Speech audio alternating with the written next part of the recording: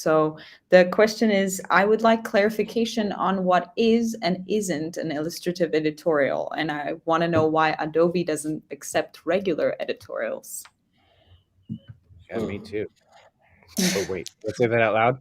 I would love if we sold editorial content. So the difference between illustrative editorial and editorial, for those that aren't aware, and so I am an editorial photographer. I mentioned I shoot, you know, entertainment events, celebrity portraits, and live carpets and all that stuff. That's for a different agency. We don't take that at Adobe stock. So the entertainment, news, and sports photography that you typically associate with. So we just don't take that right now.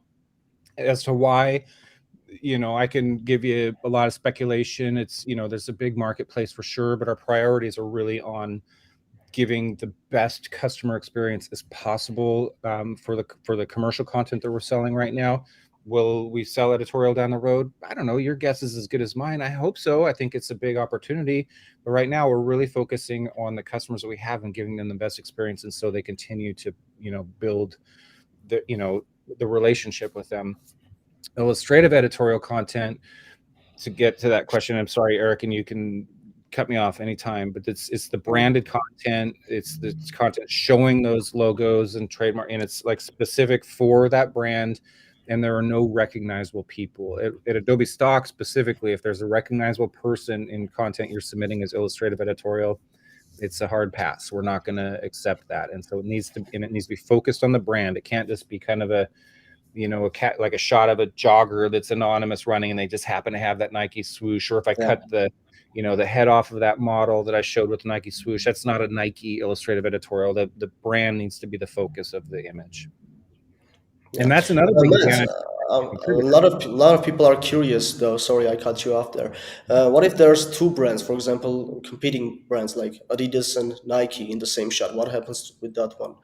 I think it's fine as long as you're captioning it properly. Yeah. You need to accurately describe what's in the image, and I think you guys do most of that work for them, right? I'm not 100% familiar. Maybe we'll talk about that a little bit, but yeah, you'd put the date, you would put the location, and then you'd put what's in it. And so if it was Nike, general view of Nike and Adidas shoe, with fireworks blasting out of the sole, whatever was going on there.